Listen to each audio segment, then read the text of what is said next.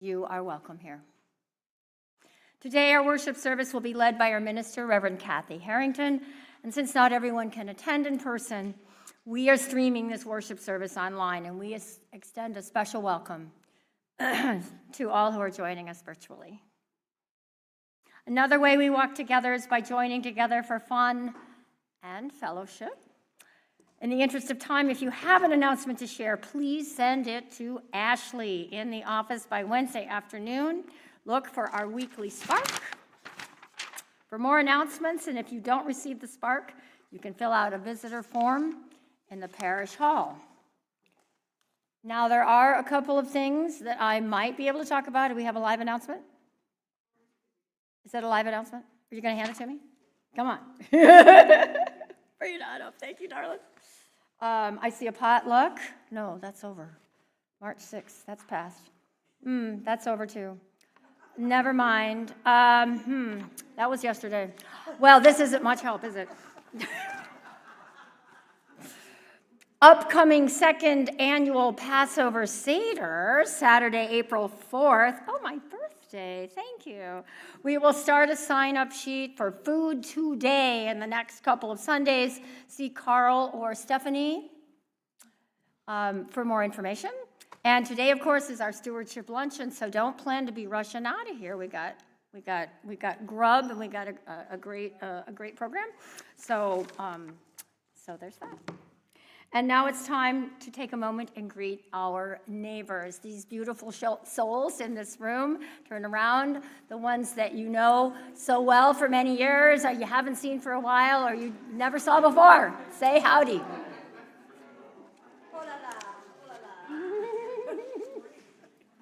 Hi, Jeremy.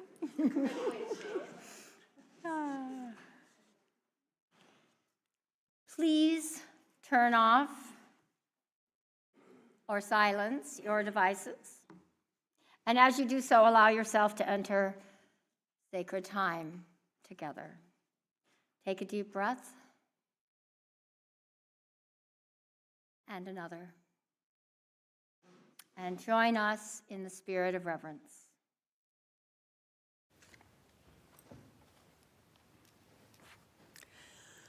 Good morning. It's good to be together again. Each week during our Sunday morning worship service, we join in reciting the words of our affirmation of faith, printed in your order of service or also on the screen. Please join me in reciting these words. Love is the doctrine of this church. The quest for truth is its sacrament, and service is its prayer. And this is our covenant, to dwell together in peace, to seek the truth in love, and to help one another.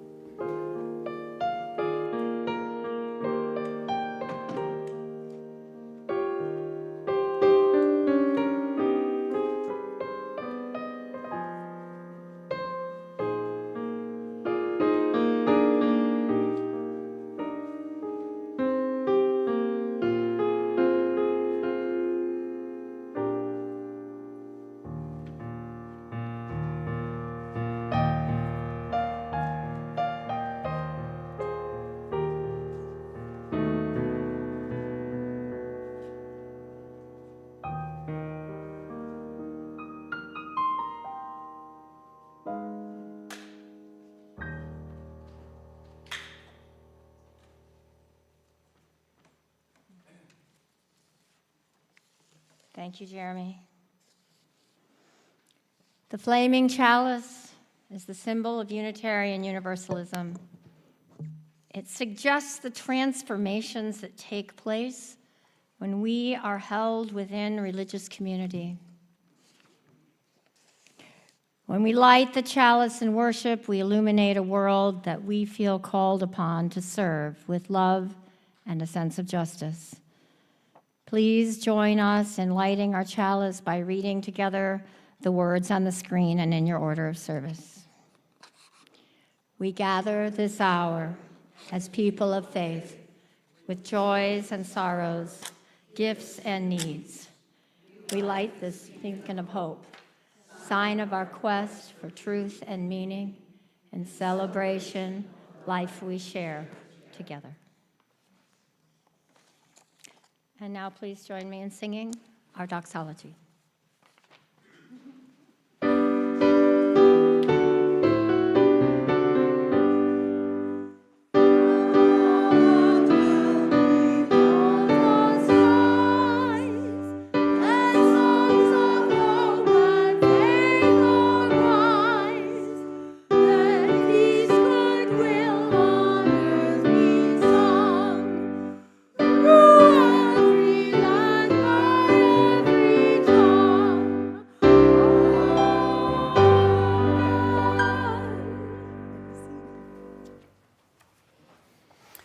This morning's opening words are written by Reverend Karen Johnston. I chose these words because they speak about the ancestors. Thinking about this church and stewarding it into the future, we have to look to the past. Since the 1800s, this church was built 1874. It was finished in 76, but prior to that, the Unitarians and the Universalists were in Northwest Indiana. And so these are the words.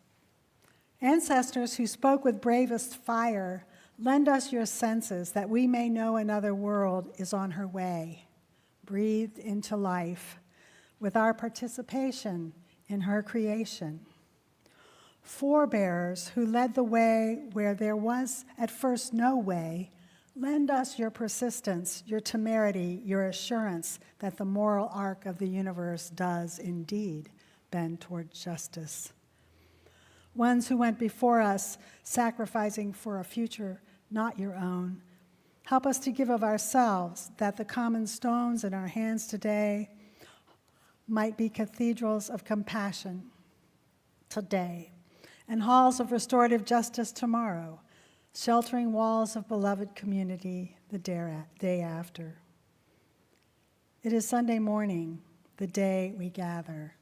Let us be thankful and full of praise to be in the company of those who came before, yet ever in our midst. It is good to be together again. Please rise in body or spirit and join me in singing hymn number 288 in the gray hymnal. All are architects.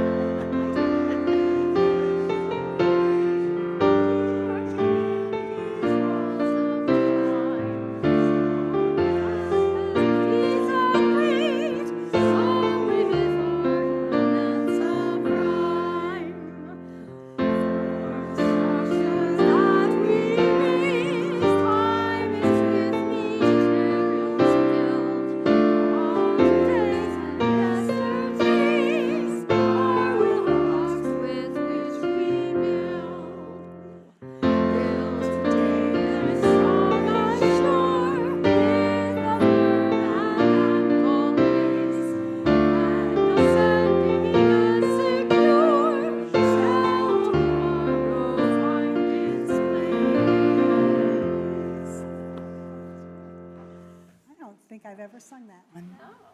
Thank you. It's perfect. So now it's time for a story for all ages. And the sermon today is called When Roots Run Deep. So you might see that there's a tree theme running through the service. This book is called Be a Tree by Maria Gianferria.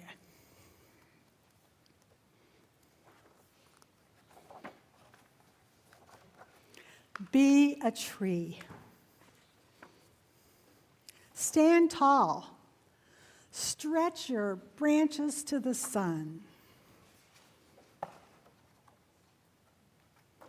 Let your roots curl, coil in the soil to ground you. Your spine is a trunk giving you shape, holding your crown, channeling your food. Your skin is bark, dead on the outside, protecting what's within. Beneath your bark are layers, such as sapwood, carrying nutrients to help you grow bigger and taller, and heartwood, strong as bone, to support you. In your heart's center is your pith, keeper of nutrients when you were a sapling. And high above your crown may be round, weeping, primordial. Primordial broad. Pyramidal broad, sorry, not pyramidal. Let it spread, shine overhead, collecting sun, filtering dust, shading your roots on hot days. Wave your leaves in the wind, breathe in air, drink in sun, let them fuel you and the world. And see yourself, branches and leaves above, roots below, trunk in between. You are a tree. And now look around you. You are not alone. You are one of many trees. Our roots twine with fungi, joining in all trees in the forest together. We talk and we share food and store water and divide resources, alert each other to danger. A wood-wide web of information. We purify the air, we anchor the soil, preventing erosion. Our dome of joined crowns swings and straightens, slowing high winds. Our bodies and branches and roots are homes to birds and mammals and insects. We sustain ecosystems. Immigrant trees from their native habitats are vulnerable, but together a forest of trees is strong.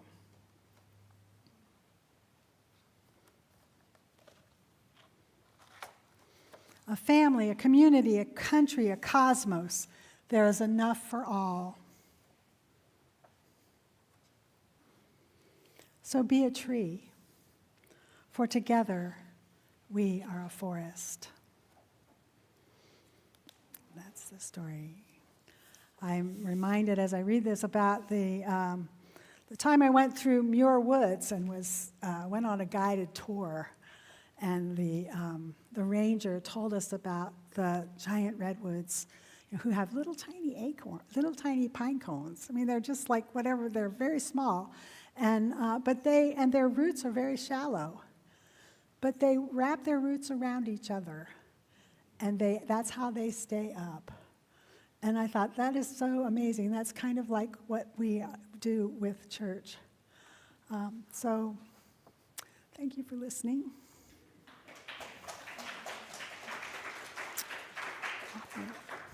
Get out of your way. Have you been to Muir Woods or seen the redwoods? I've been there. You cannot see the top. I can't believe they have such shallow root systems. That was lovely. Very Thank you, shallow Kathy. roots, yeah. Each week, we share a portion of our Sunday offering with a social justice cause outside of our church walls. This month, we are sharing our loose change collecting donations. Why are we sharing our loose change? Pride Fest, is that in there? Okay, here, I got it. No, I don't. Is this for the Pride? It's for Pride, right? Okay, sorry. Collecting donations for Pride. Donations in the basket will go to sustaining the mission of our congregation, and donations in the cups goes to Northwest Indiana Pride Fest 2026. The event will be held June 6 and 7 at Sunset Hill Farm in Valparaiso. Our beneficiaries this year are you're going to have to, someone's going to have to decipher this. IYG, I know it's a youth group, LGBTQ Outreach of Porter County, and Indiana Pride of Color. Each of these organizations is dedicated to the uplift of and advocacy for LGBTQ people in our area and throughout our state. For those not with us in person today, there is an online link for both one-time and regular donations. Would 4 volunteers please come forward?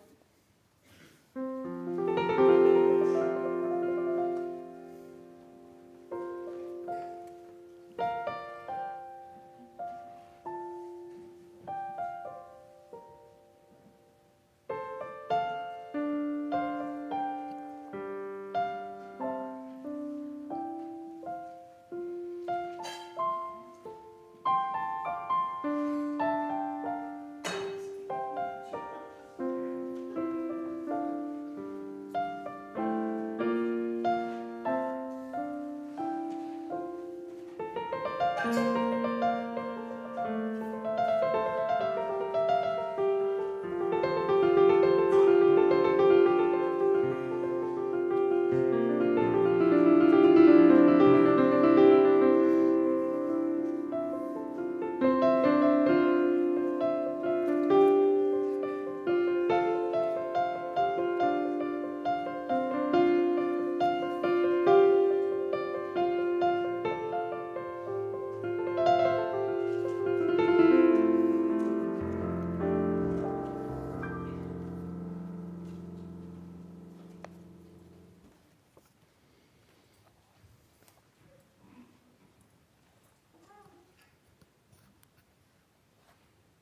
your prayers, your presence, your service, and your gifts.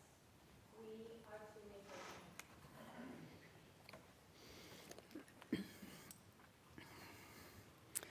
And now, in the center of our service and in the center of our lives, let us pause to honor the silences of the world. Let us open our hearts to the place of quiet, to the silent prayer for the healing of pain and the soft, gentle coming of love. Before we go into our place of quiet, I'd like to share with you a poem by Wendell Berry that has meant a lot to me. It's The Sycamore. In the place that is my own place, whose earth I am shaped in and must bear, there is an old tree growing, a great sycamore that is a wondrous healer of itself. Fences have been tied to it, nails driven into it, hacks and whittles cut in it. The lightning has burned it. There is no year it has flourished in that has not harmed it. There is a hollow in it that is its death, though its living brims whitely at the lip of darkness and flows outward. Over all its scars has come the seamless white of the bark. It bears the gnarls of its history healed over. It has risen to a strange perfection in the warp and bending of its long growth.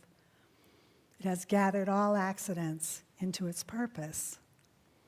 It has become the intention and the radiance of its dark fate. It is a fact, sublime, mystical, and unassailable. In all the country, there is no other like it. I recognize in it a principle, an indwelling, the same as itself and greater, that I would be ruled by. I see that it stands in its place and feeds upon it, and is fed upon, and is native and maker. I invite you now to come and light a candle of memory or hope as the music holds us in a meditative space. We also have our weeping well here if you want to dedicate a stone. There's a lot going on in our world. We hold in our hearts all those who are affected by war, who have lost loved ones. So you're invited to come forward.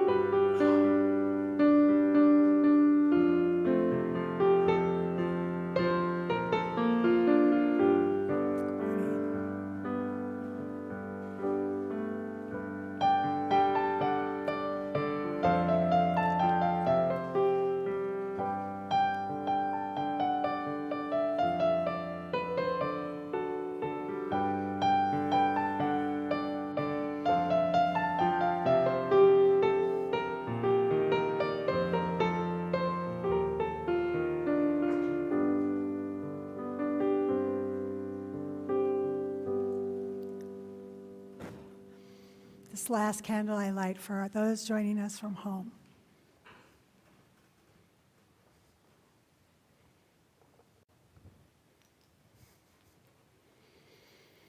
And now let us fill this sacred space with the names of loved ones we hold close in our hearts this morning, some suffering in sorrow and some celebrating in joy. Larry, Spencer, Barb, Jeff,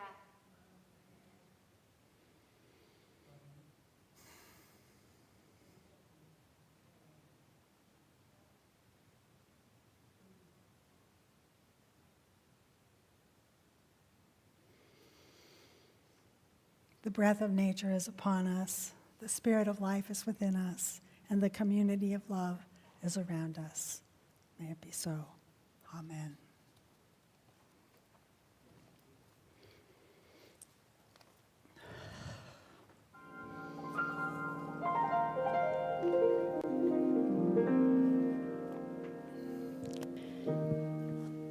joys and sorrows are a time.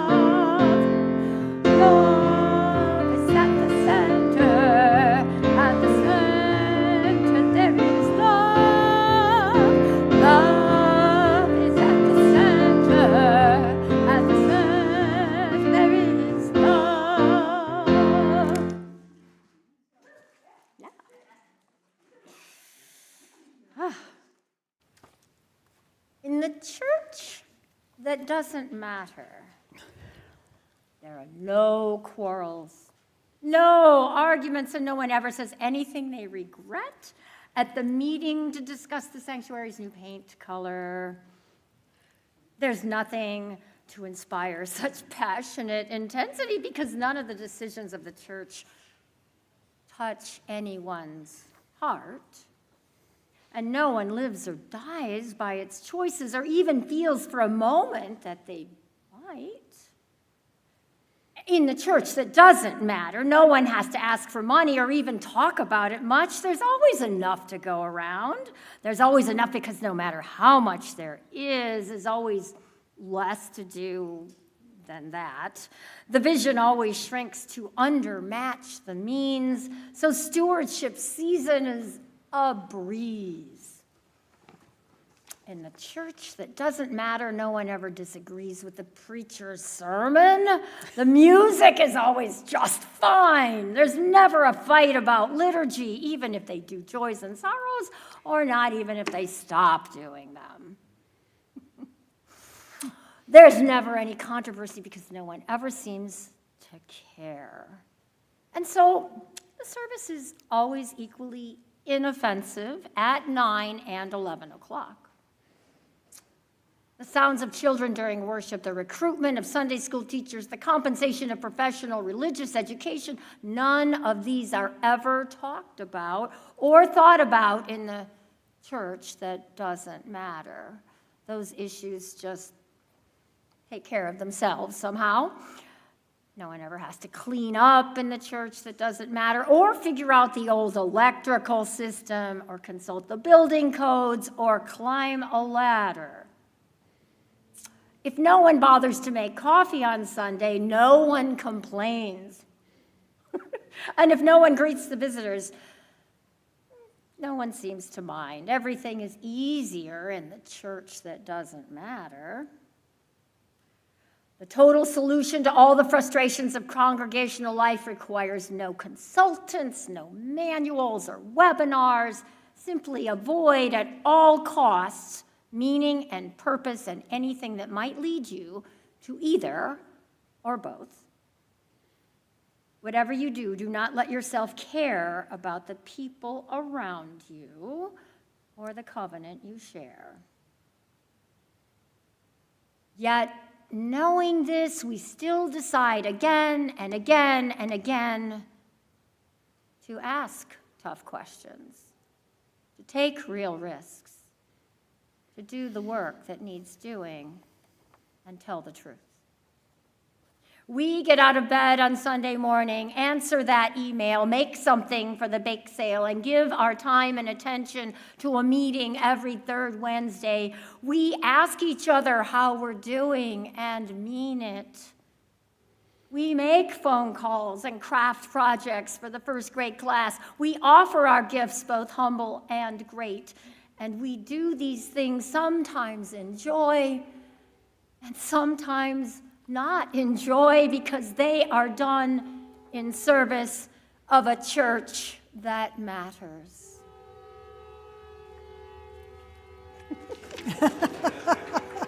Thank you.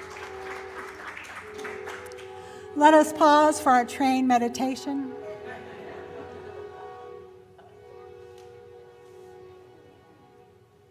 I loved hearing that the church is here by the train tracks because the seminarians from Meadville Lombard Theological School would come down to preach when this church was young, and they didn't have a minister, and they would get off the train, come in, preach, and then get back on the train and go back to Chicago.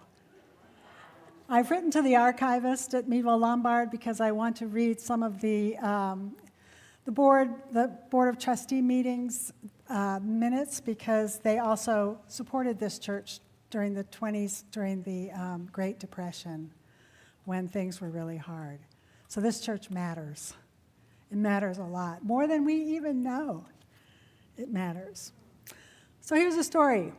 When the Church of Scotland minister, himself a teetotaler, gave his small Highland congregation a scathing, if ineffective, sermon on the evils of alcohol. The following week, he and his neighbors were invited to a harvest feast at the manor of the area's richest farmer, Lord McGregor. Now, Lord McGregor's farm was famous for its prized barley and oats, which it produced, but also for the fine cherry brandy, which old McGregor himself bottled every year. At the end of the magnificent feast, each guest was served a glass of the cherry brandy. Not wishing to offend the host, the parson decided to drink his serving and found it to be quite delicious. In fact, as he took leave that evening, he discreetly asked Lord McGregor if he might have a case of brandy donated to the parsonage, strictly for medicinal purposes. McGregor was happy to do so on one condition, that the minister would write a public thank you for the gift on the front page of the parish newsletter. The parson thought for a moment, and then he agreed. The next morning, not one but 2 cases of cherry brandy were delivered, as promised, to the parsonage. And as promised, the minister wrote this public thank you in the next newsletter. The minister wishes to thank Lord McGregor for his most generous gift of fruit to the parsonage this week. But even more importantly, we thank the Lord for the fine spirit in which it was offered.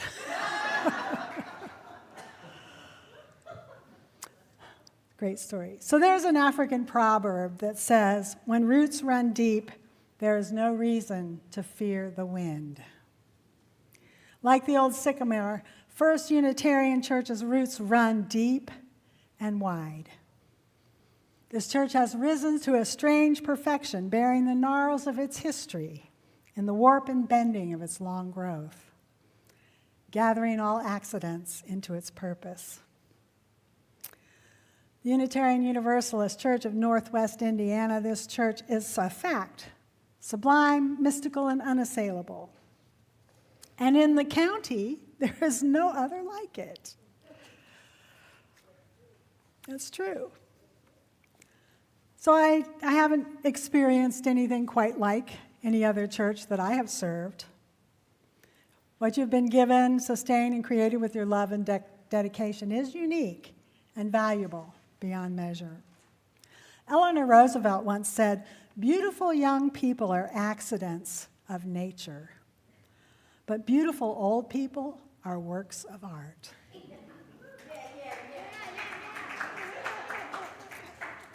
Adrian Rich said, "We want to live like trees, dappled with scars, still exuberantly budding." This church is a work of art and more. It is a sacred space made holy by the generations upon generations of Unitarians and Universalists who have found meaning and purpose as they worship together and work together to create a world with greater equity, justice, and peace. First Unitarian Church has survived for 150 years, and it's not without its wounds and scars, but it has thrived because of the dedication of members like you who have faithfully worked and generously worked since its inception. The founders of this church built it from the ground up, and that can't have been easy, although I think it only cost $1,500 to build, is that right? Which was, 1874.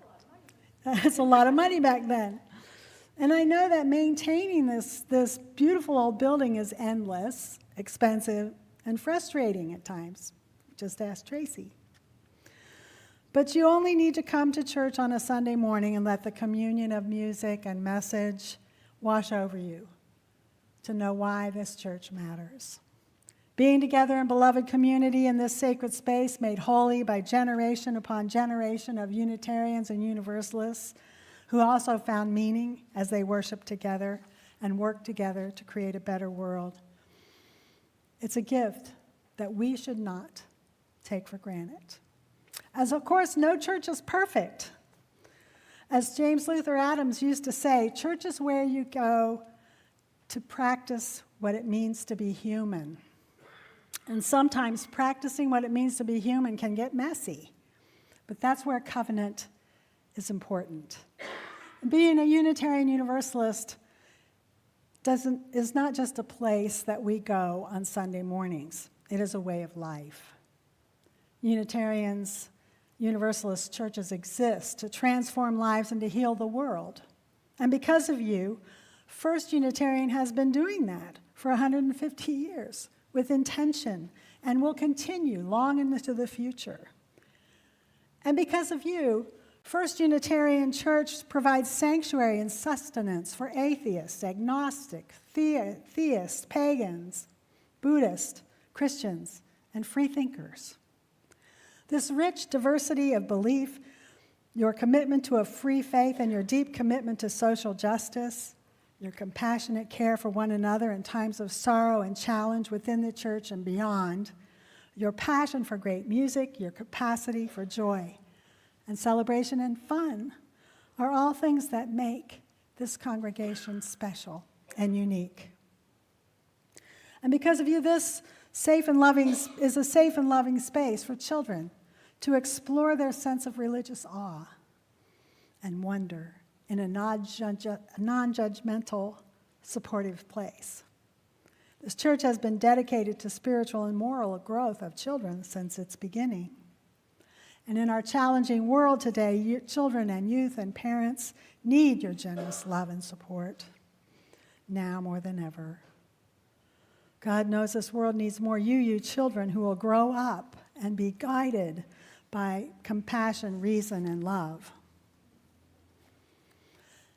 And because of you, this church is a spiritual home where people are accepted as they are, no matter how they identify, who they love. All are embraced and encouraged on their journey of becoming the person they want to be without dogma, without shame, without guilt, and without the threat of hell. Where there is a shroud of guilt and a sense of failure over us, it can be debilitating, creating a vicious downward cycle. One of the most liberating messages I ever received was from Zen Buddhist Bernie Glassman's book, Instructions to the Cook. Imagine my relief when I read his words, "Your faults are your best ingredients." Wow. Bernie says we need to gain a new perspective when we recognize our faults can be used to make delicious meals.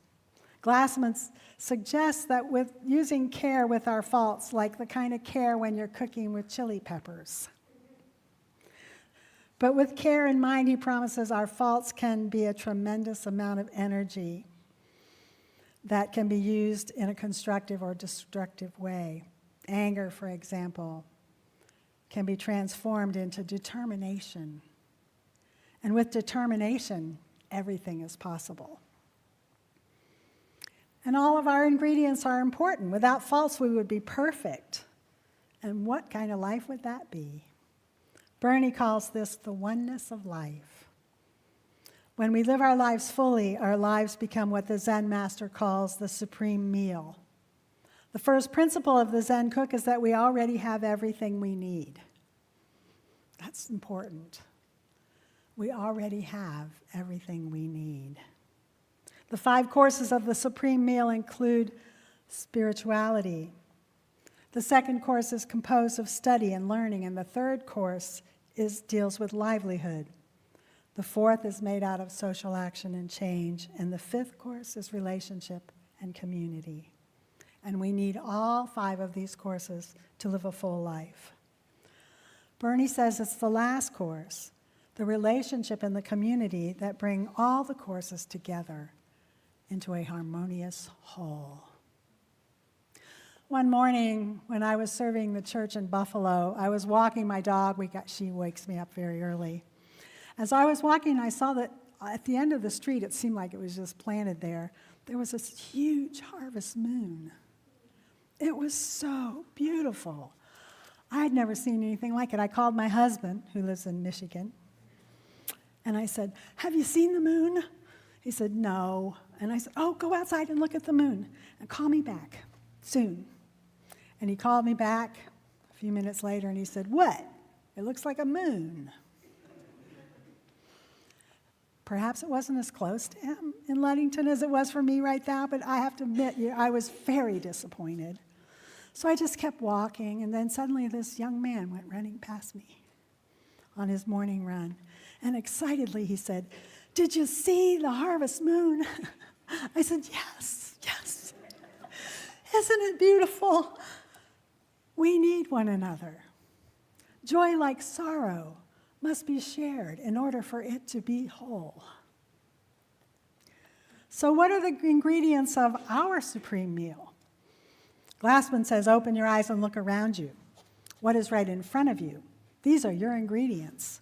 We work with what we have right now. Our bodies, our relationships, our thoughts, our emotions, and our actions are our ingredients. The place we live, the leaves that fall, the haze around the moon, and this church where we worship and belong are your spiritual home. When our eyes are open, we can recognize the oneness of life and every aspect of life, even when it's painful, as an ingredient of the supreme meal. Bernie warns, too much of any ingredient isn't good, as any one ingredient isn't good, as any cook knows. Too much Zen, he says, will spoil the soup. But cooks who have a taste for the spice of risk cannot be afraid of failure. Change is inevitable. If we do not change, we will become extinct. If we do not take risks, we will be bland. So what would you do if you were not afraid?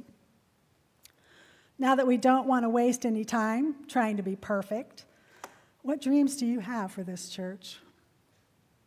What risks are you willing to take?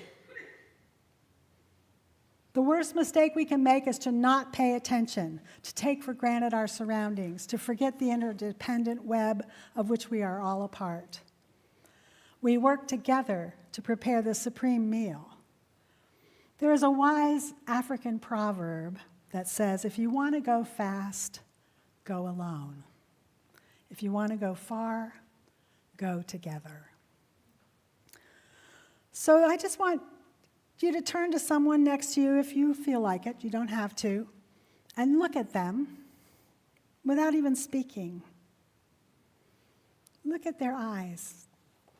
You guys can look at each other.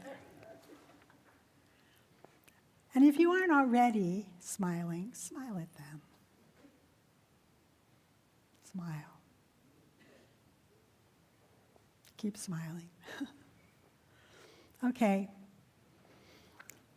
So, how much was that smile worth? $1?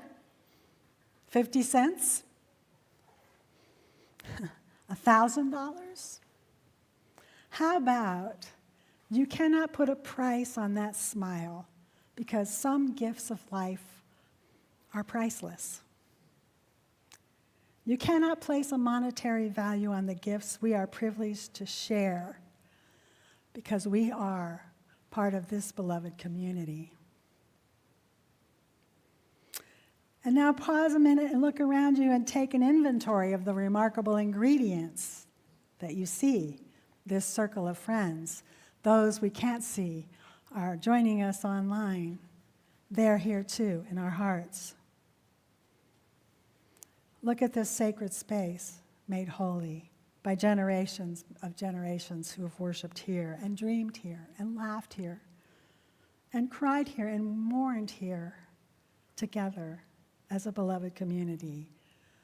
Those people who built this church, who shared a vision of a better world where all people are treated equally, where all people are loved and cared for just as they are, where everyone, children and adults included, can grow into their full potential.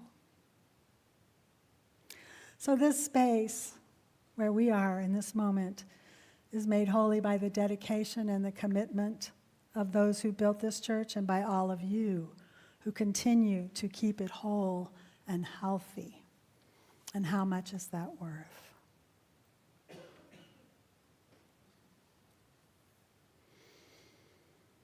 Our intention of love and care for this church today will one day be the supreme meal for the children of our children's children.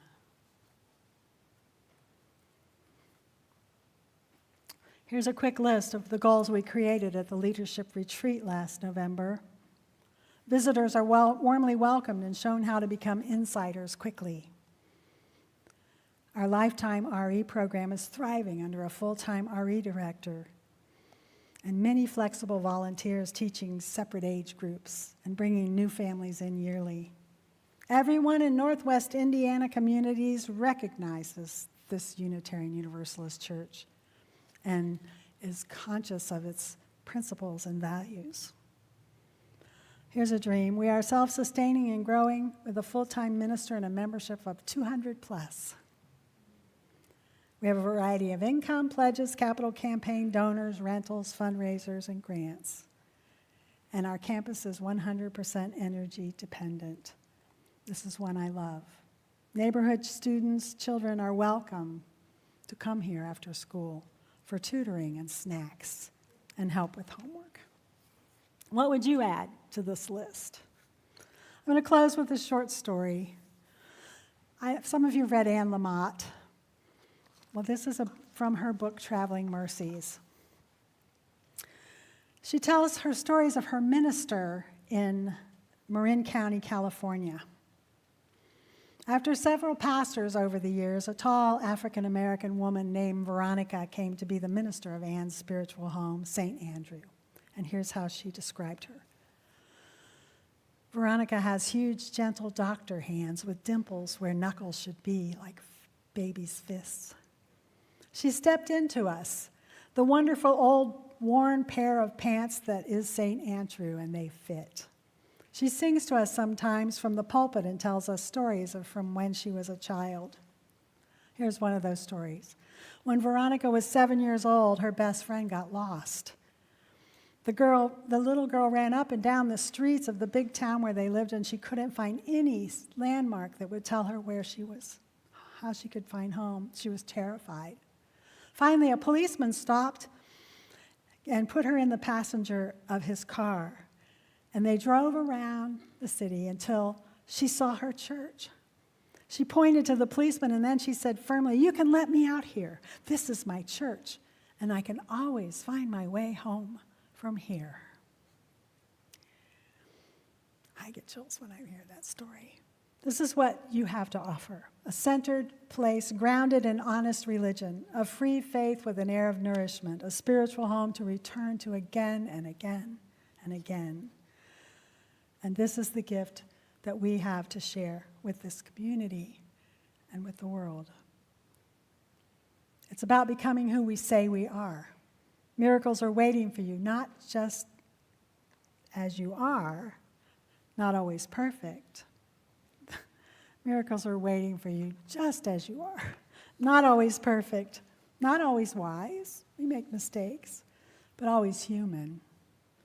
Gloriously and miraculously alive and wondrously and joyfully human. As my colleague said, we are manifestations of the hopes and dreams of our founders and our forebearers. We are the living and breathing embodiment of our collective shared history, and we are the stewards of a legacy of love, of courage, and of commitment, hope, and faith. What they dreamed is ours to do. May it be so. Amen, and blessed be. So please rise in body or spirit, and we're going to sing Love Will Guide Us, 131.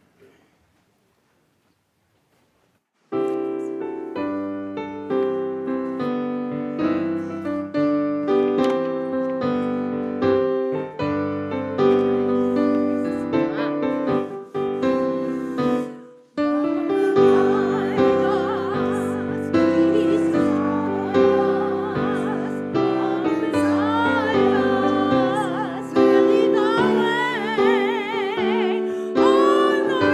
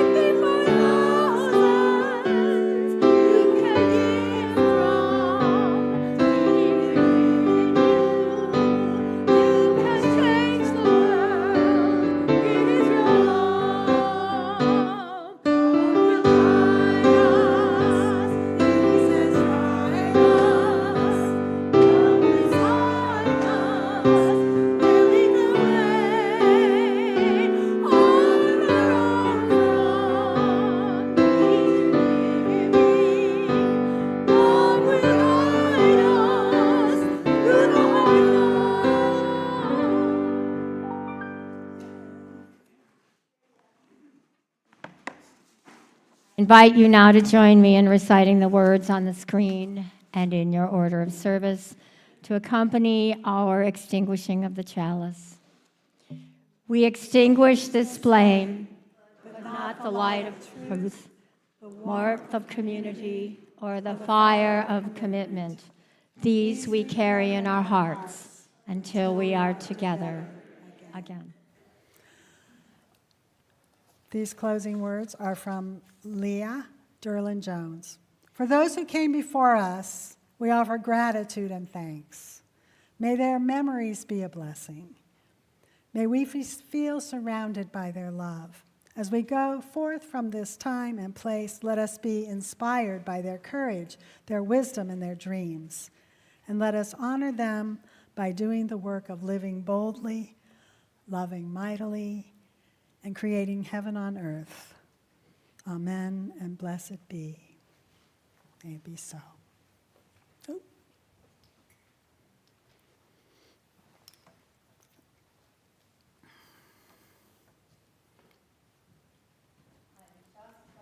Warn you.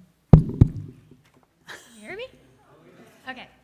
I'm singing in French, Oh. but I'm going to give you a couple of clues. This song is called Les Cloches, which means the bells. Well, you know, we have a bell. And it's by Claude Debussy. And I'm going to read the last verse in English, just to give you an idea. So when you hear Les Cloches, I'm saying the bells. Those bells spoke of happy years, and in the great woods seemed to turn green again the faded leaves of days gone by.